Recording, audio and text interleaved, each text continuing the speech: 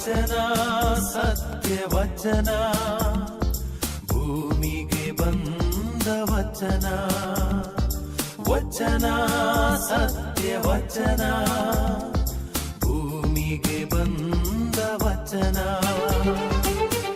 ಆದಿಯಲ್ಲಿ ಇದ್ದ ವಚನ ನಮ್ಮ ನೋಡ ಬಂದ ವಚನ ವಚನ ಸತ್ಯ ವಚನ ಭೂಮಿಗೆ ಬಂದ ವಚನ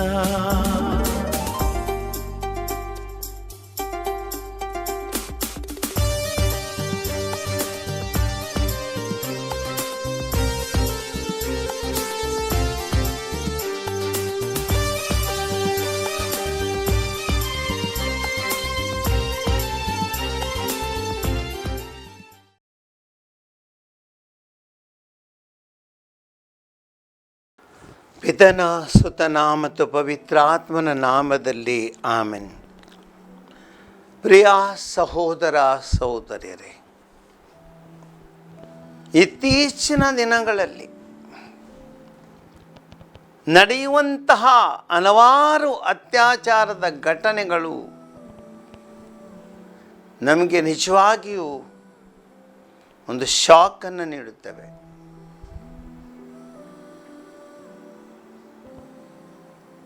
ಯಾಕೆ ಈ ರೀತಿಯಲ್ಲಿ ಅತ್ಯಾಚಾರಗಳು ಆಗುತ್ತಿವೆ? ನಾಗರಿಕ ಸಮಾಜದಲ್ಲಿ ಯಾಕೆ ಅತ್ಯಾಚಾರಗಳು ನಡೆಯುತ್ತಿವೆ? ಸ್ತ್ರೀಯರನ್ನು ದೇವರಂತೆ ಕಾಣುವಂತಹ ಈ ಸಮಾಜದಲ್ಲಿ ಇಂತಹ ಘಟನೆಗಳು ಯಾಕೆ ನಡೆಯುತ್ತವೆ? ಇವತ್ತಿನ ದೇವರ ವಾಕ್ಯ ಇದರ ಬಗ್ಗೆ ನಾವು ಧ್ಯಾನಿಸಲು ಕರೆಯನ್ನು ನೀಡುತ್ತೆ. ಈ ಕಾರ್ಯಕ್ರಮಕ್ಕೆ ನಿಮಗೆಲ್ಲರಿಗೂ ಪ್ರೀತಿಯ ಸ್ವಾಗತ. ದೇವರ ವಾಕ್ಯವನ್ನು ಆಲಿಸೋಣ, ಅದನ್ನು ಧ್ಯಾನಿಸೋಣ. ದೇವರ ವಾಕ್ಯ ಇವತ್ತು ಸಿರಾಕನ ಗ್ರಂಥದಿಂದ ಆರಿಸಲ್ಪಟ್ಟಿದೆ. ಅಧ್ಯಾಯ 9, 1-9. ಮಹಿಳೆಯರನ್ನು ಯಾವ ರೀತಿ ಕಾಣಬೇಕು, ಯಾವ ರೀತಿ ಗೌರವಿಸಬೇಕು, ಅದೇ ರೀತಿ ದಾರಿ ತಪ್ಪಿದ ಮಹಿಳೆಯರ ಆ ಸಹವಾಸವನ್ನು ಯಾಕೆ ದೂರ ಮಾಡಬೇಕು, ಇದರ ಬಗ್ಗೆ ದೇವರ ವಾಕ್ಯ ನಮಗೆ ಬೋಧನೆಯನ್ನು ಮಾಡ್ತಿದೆ. ಚೆನ್ನಾಗಿ ಕೇಳೋಣ, ಧ್ಯಾನಿಸೋಣ. ಸಂಶಯ ಪಡಬೇಡ. ಹೆಂಡತಿಯ ಬಗ್ಗೆ, ನಿನ್ನ ಹೆಂಡತಿಯ ಬಗ್ಗೆ ನಿನ್ನ ವಿರುದ್ಧ ಕೆಟ್ಟ ಪಾಠ ಕಲಿಸಬೇಡ ಅವಳಿಗೆ. ಹೆಂಡತಿಯನ್ನು ಸಂಶಯ ಪಡಬೇಡ. ಎಷ್ಟು ಘಟನೆಗಳು ಇವತ್ತು ನಡೆಯುತ್ತವೆ.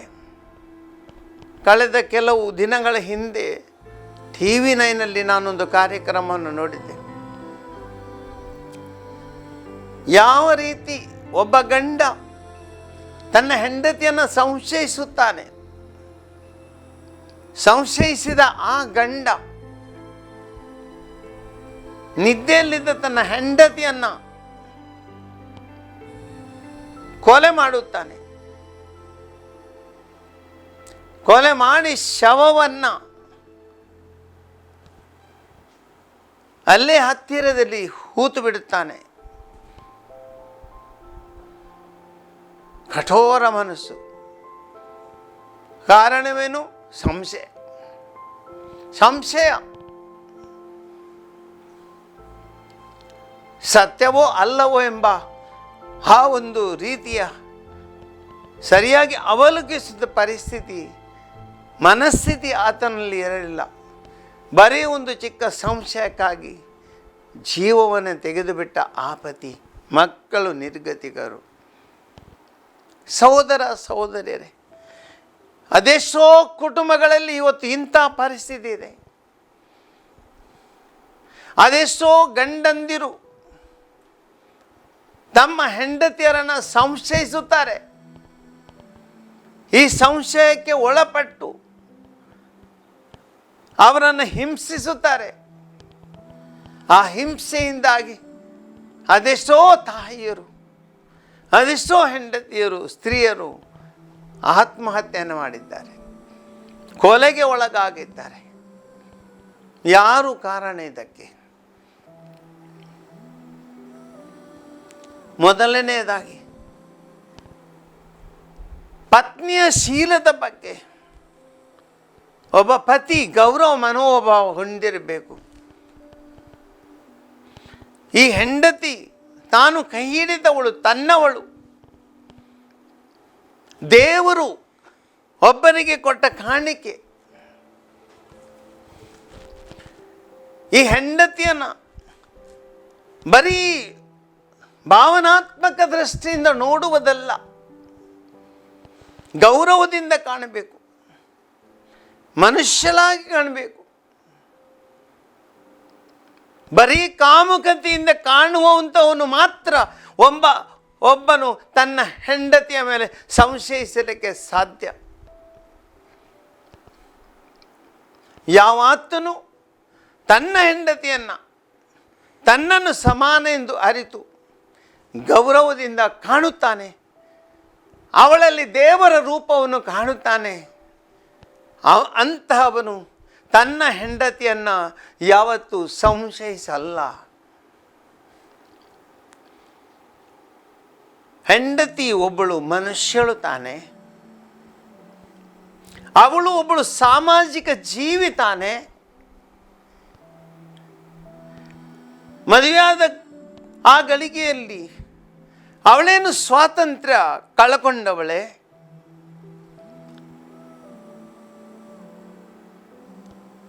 ಅವಳು ಮದುವೆಯಾದ ಮಾತ್ರಕ್ಕೆ ಯಾರೊಡನೆ ಮಾತನಾಡಬಾರ್ದು, ಯಾರೊಡನೆ ತಾನು ವ್ಯವಹರಿಸಬಾರ್ದು, ಆ ಒಂದು ನಿಯಮ ಸಮಾಜದಲ್ಲಿ ಎಲ್ಲಿದೆ? ಇಬ್ಬರಿಗೂ ಜೀವನದಲ್ಲಿ ಸಮಾನ ಹಕ್ಕುಗಳಿವೆ. ಎಷ್ಟರ ಮಟ್ಟಿಗೆ ಒಬ್ಬ ಗಂಡ ಸಮಾಜದಲ್ಲಿ ಇತರನಿಗೆ ಬೆರೆಯುತ್ತಾನೋ, ಸಹಬಾಳ್ವೆಯನ್ನು ನಡೆಸ್ತಾನೋ, ಅದೇ ರೀತಿಯಲ್ಲಿ ಒಬ್ಬ ಹೆಂಡತಿಗೂ ಅಂತಹ ಅವಕಾಶಗಳಿವೆ, ಹಕ್ಕಿದೆ. ಇದನ್ನು ಗಂಡನಾದವನು ಗೌರವಿಸಬೇಕು. ಒಂದು ವೇಳೆ ಒಬ್ಬಳ ಹೆಂಡತಿ ಪರಸಂಗಕ್ಕೆ ಒಳಗಾಗುತ್ತಾಳೆ, ಯಾತಕ್ಕಾಗಿ? ಅದೆಷ್ಟೋ ಬಾರಿ ಯಾವಾಗ ಗಂಡನಾದವನು, ಪತಿಯಾದವನು ತನ್ನ ಹೆಂಡತಿಯನ್ನು ಸರಿಯಾಗಿ ಪ್ರೀತಿಸುವುದಿಲ್ಲ, ಹೆಂಡತಿಗೋಸ್ಕರ ಆತನಲ್ಲಿ ಸಮಯವಿಲ್ಲ, ಹೆಂಡತಿಯ ಭಾವನೆಗಳನ್ನು ತಿಳಿದುಕೊಳ್ಳುವಂಥ ಒಂದು ಆತನಲ್ಲಿ ಒಂದು ಸಮಯವಿಲ್ಲ ಅಥವಾ ಪರಿಸ್ಥಿತಿ ಇಲ್ಲ. ಆವಾಗ ಒಂದು ವೇಳೆ ಈ ಹೆಂಡತಿ ದಾರಿ ತಪ್ಪುವುದಾದರೆ ಇದಕ್ಕೆ ಗಂಡನೇ ಕಾರಣನಾಗುತ್ತಾನೆ. ಇದನ್ನು ತಿಳಿದುಕೊಳ್ಬೇಕು. ದೇವರ ವಾಕ್ಯ ಇವತ್ತು ಇದನ್ನೇ ಹೇಳುತ್ತಿದೆ. ಸಹೋದರ ಸಹೋದರಿಯರೇ,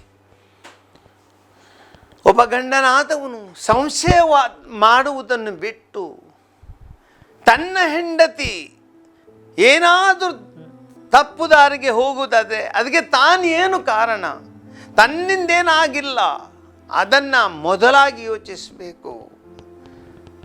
ತಾನೊಂದು ಗಂಡನಾಗಿ ಸರಿಯಾದ ಪ್ರೀತಿಯನ್ನು ನೀಡಿದ್ದೇನೆಯೇ? ತಾನೊಬ್ಬ ಗಂಡನಾಗಿ ಅವಳನ್ನು ಚೆನ್ನಾಗಿ ನೋಡಿಕೊಂಡಿದ್ದೇನೆಯೇ? ಅವಳ ಅವಶ್ಯಕತೆಗಳನ್ನು ತಿಳಿದುಕೊಂಡಿದ್ದೇನೆಯೇ? ಅವಳ ಹೃದಯದ ಭಾವನೆಗಳನ್ನು ತಿಳಿದುಕೊಂಡಿದ್ದೇನೆ? ಇದನ್ನು ಒಬ್ಬ ಗಂಡನಾದವನು ತಿಳಿದುಕೊಳ್ಬೇಕು. ಅದು ಆತನ ಪ್ರಥಮ ಕರ್ತವ್ಯ.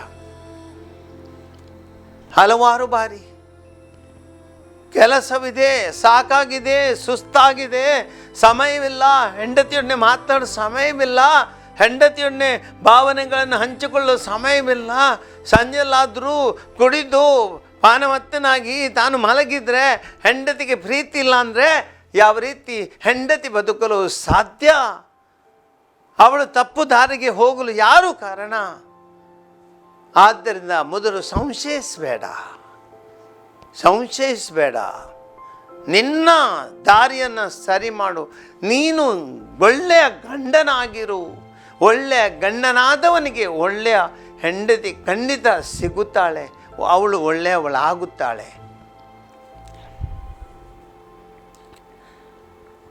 ಎರಡನೆಯದು, ನಿನ್ನ ಪ್ರಾಣವನ್ನು ಒಪ್ಪಿಸಬೇಡ ಸ್ತ್ರೀಯ ಕೈಗೆ, ತುಳಿದು ಬಿಟ್ಟಾಳು ಅವಳು ನಿನ್ನನ್ನೇ. ಎರಡನೇ ವಾಕ್ಯ, ನಿನ್ನ ಪ್ರಾಣ ಒಬ್ಬ ಸ್ತ್ರೀಯ ಕೈಗೆ ಕೊಟ್ಟು ಬಿಡಬೇಡ. ತುಳಿದು ಬಿಟ್ಟಾಳು ಅವಳು ನಿನ್ನನ್ನೇ. ಸಹೋದರ ಸಹೋದರಿಯರೇ, ಪ್ರತಿಯೊಂದಕ್ಕೂ ಒಂದು ರೀತಿ ಇದೆ. ನಮ್ಮ ಪ್ರತಿಯೊಬ್ಬರ ಜೀವನ ಶೈಲಿಯಲ್ಲಿ ನಡವಳಿಕೆಗೆ ಒಂದು ರೀತಿ ಇದೆ, ಒಂದು ಮಿತಿ ಇದೆ. ಆ ಮಿತಿಯನ್ನು ಪ್ರತಿಯೊಬ್ಬರು ಇಟ್ಟುಕೊಳ್ಬೇಕು. ಸಮುದ್ರ ಅದರ ಗಡಿ ದಾಟುವುದಿಲ್ಲ, ಬಹಳ ಅಪರೂಪ. ಎಲ್ಲೋ ಒಂದು ಸುನಾಮಿ ಆದರೆ, ಎಲ್ಲೋ ಒಂದು ಚಂಡಮಾರುತ ಬಂದರೆ ಮಾತ್ರ ಸಮುದ್ರ ಎಲ್ಲೋ ಗಡಿ ಮೀರಬಹುದು. ಆದರೆ ಸಾಮಾನ್ಯವಾಗಿ ಸಮುದ್ರ ಗಡಿ ದಾಟಿ ಮುಂದೆ ಬರುವುದಿಲ್ಲ. ಒಬ್ಬ ಗಂಡನಾದವನು, ಒಬ್ಬಳು ಹೆಂಡತಿಯಾದವಳು, ಇಬ್ಬರಿಬ್ಬರು ತಮ್ಮ ಗಡಿಯನ್ನು ಅರ್ಥ ಮಾಡಿಕೊಳ್ಬೇಕು. ಒಬ್ಬ ಗಂಡನಾದವನು ತನ್ನನ್ನೇ ತಾನು ತನ್ನ ಹೆಂಡತಿ ಕೈಗೆ ಕೊಟ್ಟು ಬಿಡ್ತಾನೆ. ಅದು ಬೇರಾರು ಒಂದು ಹೆಂಗಸಳ ಕೈಗೆ ತನ್ನನ್ನು ಕೊಟ್ಟು ಬಿಡ್ತಾನೆ. ಅವಳು ಆತನ ಮೇಲೆ ಅಧಿಕಾರವನ್ನು ಚಲಾಯಿಸುತ್ತಾಳೆ. ಇದು ತಪ್ಪು ದಾರಿಗೆ ಕಾರಣವಾಗುತ್ತೆ. ಸಹೋದರ ಸಹೋದರಿಯರೇ, ಸಂತ ಪೌಲರು ಗಂಡ ಹೆಂಡತಿ ಇವರ ಬಗ್ಗೆ ಹೇಳುತ್ತಾರೆ. ಮಹಿಳೆಯರೇ, ನಿಮ್ಮ ಪ್ರಭುಗೆ ಹೇಗೋ ಹಾಗೆ ನಿಮ್ಮ ಪತಿಯರಿಗೆ ವಿಧೇಯರಾಗಿರಿ. ಕ್ರಿಸ್ತ ಯೇಸು ಧರ್ಮಸಭೆ ಎಂಬ ದೇಹಕ್ಕೆ ಶಿರಸ್ಸಾಗಿರುವ ಹಾಗೆ ಪತಿಯಾದವನು ತನ್ನ ಪತ್ನಿಗೆ ಶಿರಸ್ಸಾಗಿರುತ್ತಾನೆ. ಕ್ರಿಸ್ತ ಯೇಸುವೆ ಧರ್ಮಸಭೆಯ ಉದ್ಧಾರಕ. ಏನು ಹೇಳ್ತಾರೆ ಇಲ್ಲಿ ಸಂತ ಪೌಲರು? ಮಹಿಳೆಯರೇ, ನಿಮ್ಮ ಪ್ರಭುವಿಗೆ ಹೇಗೆ ಹಾಗೆ ನಿಮ್ಮ ಪತಿಯರಿಗೆ ವಿಧೇಯರಾಗಿರಿ. ಅದು ಇಲ್ಲಿ ವಿಧೇಯತೆ ಎಂದರೇನು? ಸಂತ ಪೌಲರು ಈ ಮೂಲಕ ಹೇಳುವುದಿಲ್ಲ ಒಬ್ಬ ಹೆಣ್ಣು ಗಂಡಿಗೆ ಆಗಬೇಕು. ಇಲ್ಲ, ತಮ್ಮ ತಮ್ಮ ಕರ್ತವ್ಯಗಳನ್ನು ಅವರು ನಿಭಾಯಿಸಬೇಕು. ಒಂದು ಉದಾಹರಣೆಯನ್ನು ನಾನು ಕೊಡ್ತೀನಿ. ನಮಗೊಂದು ತಲೆ ಇದೆ, ಮೆದುಳಿದೆ, ಎಲ್ಲೊಂದು ಹೃದಯವಿದೆ. ಯಾವುದೇ ಸಂದರ್ಭದಲ್ಲಿ ಈ ಹೃದಯ ಈ ಮೆದುಳಿಗೆ ವಿಧೇಯರಾಗುತ್ತಿದೆ. ಒಂದು ಹುಲಿ ಬಂತು, ಹುಲಿ ಬಂದಾಗ ಅದು ಆಕ್ರಮಣ ಮಾಡುತ್ತೆ. ಆವಾಗ ಕಣ್ಣು ಆ ಮೆದುಳಿಗೆ ಸಂದೇಶವನ್ನು ರವಾನಿಸುತ್ತೆ, ಹುಲಿ ಬಂದಿದೆ, ಬೇಗ ಕಾರ್ಯಪ್ರವೃತ್ತರಾಗು. ಮೆದುಳು ಹೃದಯಕ್ಕೆ ಸಂದೇಶವನ್ನು ನೀಡುತ್ತೆ, ಬೇಗ ರಕ್ತವನ್ನು ಪಂಪ್ ಮಾಡು, ಬೇಗ ವೇಗದಿಂದ ಓಡಬೇಕೀಗ, ಅಪಾಯ ಸಿಲುಕಿಕೊಳ್ತಾನೆ, ಓಡು. ಆಗ ಈ ಸಂದೇಶವನ್ನು ಪಡೆದ ಹೃದಯ ಬೇಗ ಆ ರಕ್ತವನ್ನು ಚಲಾಯಿಸುತ್ತದೆ. ಒಂದು ವೇಳೆ ಹೃದಯ ಹೇಳುತ್ತೆ, ನಾನು ನಿನಗೆ ವಿಧೇಯ ಆಗುವುದಿಲ್ಲ. ನಾನು ಶ್ರೇಷ್ಠ ನಿನಗಿಂತ, ನಾನು ನಿನಗೇನು ವಿಧೇಯನಾಗಿರಬೇಕಿಲ್ಲ. ಏನಾಗುತ್ತೆ? ಹಾರ್ಟ್ ಎದೆ ಬಡಿತ ನಿಂತೋಗುತ್ತೆ, ವ್ಯಕ್ತಿ ಸತ್ತು ಬಿಡ್ತಾನೆ. ಹೃದಯ ಸ್ತಂಭನವಾದಾಗ ಮೆದುಳು ಬದುಕಿರಲು ಸಾಧ್ಯವೇ? ಮೆದುಳು ಶ್ರೇಷ್ಠವೋ ಹೃದಯ ಶ್ರೇಷ್ಠವೋ? ಯಾವುದು ಶ್ರೇಷ್ಠವಲ್ಲ. ಮೆದುಳು ಶ್ರೇಷ್ಠ, ಹೃದಯವೂ ಶ್ರೇಷ್ಠ. ಮೆದುಳು ತನ್ನ ಕೆಲಸ ಮಾಡುತ್ತೆ, ಹೃದಯ ತನ್ನ ಕೆಲಸ ಮಾಡುತ್ತೆ. ಯಾವುದು ಶ್ರೇಷ್ಠ ಯಾವುದು ಕಡಿಮೆ ಎಂಬ ವಾದ ಇಲ್ಲ ಇಲ್ಲಿ. ಅದೇ ಸಂತ ಪೌಲರು ಹೇಳುತ್ತಾರೆ, ಗಂಡನಾದವನು ಗಂಡನ ಕೆಲಸ ಮಾಡಬೇಕು, ಹೆಂಡತಿಯಾದವಳು ಹೆಂಡತಿ ಕೆಲಸ ಮಾಡಬೇಕು. ಒಬ್ಬ ಹೆಣ್ಣಿಗೆ ದೇವರು ಹೆಣ್ಣಾಗಿ ಸೃಷ್ಟಿಸಿದ್ದಾರೆ, ಗಂಡನಿಗೆ ಗಂಡಾಗಿ ಸೃಷ್ಟಿಸಿದ್ದಾರೆ. ಇಬ್ಬರು ಒಂದೇ ಸೃಷ್ಟಿ ಅಲ್ಲ. ಹೆಣ್ಣು ಗಂಡನಂತಿಲ್ಲ, ಗಂಡ ಹೆಣ್ಣಿನಂತಿಲ್ಲ. ಭಾವನೆಗಳು ಬೇರೆ, ದೇಹದ ಆ ರಚನೆ ಬೇರೆ, ಪ್ರತಿಯೊಂದು ರೀತಿಯಲ್ಲಿ ಬೇರೆ ಬೇರೆ ಉದ್ದೇಶಕ್ಕಾಗಿ ಅವರು ಸೃಷ್ಟಿಸಲ್ಪಟ್ಟಿರುತ್ತಾರೆ. ಹಾಗಿರುವಾಗ ಏನಾಗುತ್ತೆ? ಹೆಣ್ಣು ಹೆಣ್ಣಾಗಿ ಬದುಕಬೇಕೇ ಹೊರತು ಗಂಡಾಗಿ ಅಲ್ಲ, ಗಂಡು ಗಂಡಾಗಿ ಬದುಕಬೇಕೇ ಹೊರತು ಹೆಣ್ಣಾಗಿ ಅಲ್ಲ. ಇದೇ ದೇವರ ವಾಕ್ಯ ನಮಗೆ ಹೇಳುತ್ತೆ.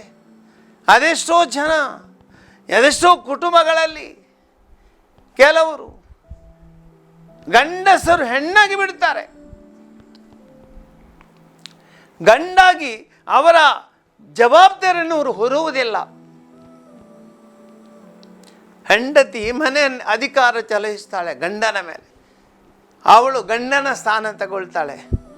ಗಂಡ ಹೆಂಡತಿ ಆಗ್ತಾಳೆ, ಹೆಂಡತಿ ಗಂಡನಾಗುತ್ತಾಳೆ. ಕುಟುಂಬ ವಿನಾಶ. ಯಾಕೆಂದರೆ ಅಲ್ಲಿ ಅವರವರ ಪಾತ್ರ ಅಲ್ಲಿ ಚೆನ್ನಾಗಿ ಅವರು ನಡೆಸ್ತಿದ್ದಾಗ ಆ ಕುಟುಂಬ ನಾಶವಾಗುತ್ತೆ. ಇದೇ ಇವತ್ತು ದೇವರ ವಾಕ್ಯ ಹೇಳುತ್ತೆ. ಸಹೋದರ ಸಹೋದರಿ, ಜೀವನದಲ್ಲಿ ನಿನ್ನ ಪ್ರಾಣ ಒಪ್ಪಿಸಬೇಡ ಒಬ್ಬ ಸ್ತ್ರೀಯ ಕೈಗೆ. ಒಬ್ಬ ಸ್ತ್ರೀ ಆದವಳು ನಿನ್ನ ಮೇಲೆ ಅಧಿಕಾರ ಚಲಾಯಿಸಲಿಕ್ಕೆ ಕೊಟ್ಟವಳಲ್ಲ. ಅವಳು ಅವರ ಸ್ವಾರ್ಥದ ಪ್ರಕಾರ ನಡೆದುಕೊಳ್ತಾಳೆ. ಅವಳಿಗೆ ಬೇಕಾದ ರೀತಿಯಲ್ಲಿ ನಡ್ಕೊಳ್ತಾರೆ. ನಿನ್ನನ್ನು ಗಂಡನಾಗಿ ಬಾಳಲು ಅವಳು ಬಿಡುವುದಿಲ್ಲ. ನಿನ್ನ ಗಂಡಾಗಿ ನಿನ್ನ ಕಾರ್ಯ ವಹಿಸಲು ನಿನಗೆ ಬಿಡುವುದಿಲ್ಲ. ಅಂಥ ಸ್ವಾತಂತ್ರ್ಯನ ಒಪ್ಪಿಸಬೇಡ. ಒಬ್ಬ ಗಂಡನಾಗಿರು, ಆದರೆ ಒಬ್ಬ ಹೆಣ್ಣಾಗಬೇಡ. ನಿನ್ನನ್ನೇ ಅವಳ ಕೈಗೆ ಕೊಟ್ಟು ಬಿಡಬೇಡ. ನಿನ್ನ ಕರ್ತವ್ಯ ನಿಭಾಯಿಸು. ನಿನ್ನ ಲಿಮಿಟನ್ನು ಇಟ್ಟುಕೋ, ನಿನ್ನ ಸ್ವಂತಿಕೆಯನ್ನು ಇಟ್ಟುಕೋ, ಬಹಳ ಮುಖ್ಯ. ಆದ್ದರಿಂದ ಸಹೋದರ ಸಹೋದರಿ, ಗಂಡಾದವರು ಹೆಣ್ಣಾದವರು ಯಾರಿಗಲಿ ಅವರವರ ಕರ್ತವ್ಯ ಅವರವರು ಮಾಡಿಕೊಳ್ಬೇಕು. ಅವರವರ ಮಿತಿಯನ್ನು ಅವರು ಇಟ್ಕೊಳ್ಬೇಕು. ಅವರವರು ಗೌರವ ಕೊಡಬೇಕು. ಒಬ್ಬ ಗಂಡ ಹೆಂಡತಿಗೆ ಎಷ್ಟು ಗೌರವ ಸಲ್ಲಬೇಕು ಅಷ್ಟು ಗೌರವವನ್ನು ಮಾತ್ರ ಕೊಡಬೇಕು. ಒಬ್ಬ ಹೆಂಡತಿ ಗಂಡನಿಗೆ ಎಷ್ಟು ಗೌರವ ಕೊಡಬೇಕು ಅಷ್ಟು ಮಾತ್ರ ಕೊಡಬೇಕು. ಅದಕ್ಕಿಂತ ಮೇಲೆ ಅಲ್ಲ. ಅದಕ್ಕಿಂತ ಮೇಲೆ ಆದರೆ ಹೋಯಿತು. ಗಡಿ ದಾಟಿದರೆ ಅಲ್ಲಿ ಎಲ್ಲವೂ ನಾಶವಾಗುತ್ತೆ. ಆದ್ದರಿಂದ ಸಹೋದರ ಸಹೋದರಿಯರೇ, ನಾವೆಲ್ಲರೂ ನೆನ್ಪಿಟ್ಟುಕೊಳ್ಳೋಣ, ಪ್ರತಿಯೊಬ್ಬರು ಗಂಡು ಹೆಣ್ಣು ನಮ್ಮ ಕರ್ತವ್ಯಗಳನ್ನು ನಿಭಾಯಿಸೋಣ. ನಮ್ಮ ಗೌರವವನ್ನು ಕಾಪಾಡಿಕೊಳ್ಳೋಣ. ನಮ್ಮ ಸ್ಥಾನಗಳನ್ನು ಇಟ್ಟುಕೊಳ್ಳೋಣ. ಇತರರನ್ನು ಗೌರವಿಸೋಣ. ಒಬ್ಬ ಗಂಡ ಹೆಂಡತಿಯನ್ನು ಗೌರವಿಸಬೇಕು, ಗಂಡ ಹೆಂಡತಿಯನ್ನು ಗೌರವಿಸಬೇಕು. ಅಂಥ ಒಂದು ಮನೋಭಾವ ನಮ್ಮಲ್ಲಿ ಬೆಳೆಸಿಕೊಳ್ಬೇಕು. ಹಾಗಿರುವಾಗ ಅಲ್ಲಿ ಸಂಶಯವಿಲ್ಲ. ಹಾಗಿರುವಾಗ ಅಲ್ಲಿ ಖಂಡಿತವಾಗಿ ಒಬ್ಬರಿಗೊಬ್ಬರಿಗೆ ಗೌರವ ಇದೆ. ಒಬ್ಬರನ್ನೊಬ್ಬರ ಒಳಿತು ಬಗ್ಗೆ ಅವರು ಯೋಚಿಸ್ತಾರೆ. ಅವರ ಬಾಳು ಸುಖಮಯವಾಗುತ್ತೆ. ಇಂತಹ ಬಾಳನ್ನು ನಡೆಸಲು ಆ ದೇವರ ಶಕ್ತಿಗಾಗಿ ಪ್ರಾರ್ಥಿಸೋಣ. ದಯಾಮಯಿ ದೇವರೇ, ಗಂಡು ಮತ್ತು ಹೆಣ್ಣಾಗಿ ಮನುಷ್ಯನನ್ನು ನೀವು ಸೃಷ್ಟಿಸಿದಿರಿ. ಅವರವರು ಇಬ್ಬರು ಆ ಒಂದು ತಮ್ಮ ಸ್ಥಾನದ ಗೌರವವನ್ನು ಕಾಪಾಡಿಕೊಳ್ಳುತ್ತಾ ತಮ್ಮ ಜವಾಬ್ದಾರಿಗಳನ್ನು ನಿಭಾಯಿಸುತ್ತಾ ಒಬ್ಬರಿನೊಬ್ಬರು ಗೌರವ ಮನೋಭಾವನೆ ಹೊಂದಿಕೊಂಡು ಕುಟುಂಬವನ್ನು ನಡೆಸುವಂತಹ ಸಜ್ಜನಿಕೆಯನ್ನು, ಹೃದಯವಂತಿಕೆಯನ್ನು ಹಾಗೂ ಒಳ್ಳೆಯ ಶಕ್ತಿಯನ್ನವರಿಗೆ ನೀಡಿರಿ, ಬುದ್ಧಿವಂತಿಕೆಯನ್ನವರಿಗೆ ನೀಡಿರಿ. ಅವರೆಲ್ಲ ಕೆಲಸ ಕಾರ್ಯಗಳನ್ನು ಹರಸಿರಿ. ಗಂಡು ಹೆಣ್ಣು ತಮ್ಮ ಜವಾಬ್ದಾರಿಯನ್ನು ಚೆನ್ನಾಗಿ ನಿಭಾಯಿಸುತ್ತಾ ಇವತ್ತು ನಮ್ಮ ಕುಟುಂಬಗಳು ಸರಿಯಾದ ರೀತಿಯಲ್ಲಿ ನಡೆಯಲಿ ಆಶೀರ್ವದಿಸಲೆಂದು ನಾವು ಪ್ರಾರ್ಥಿಸ್ತೇವೆ. ಆಮೆನ್.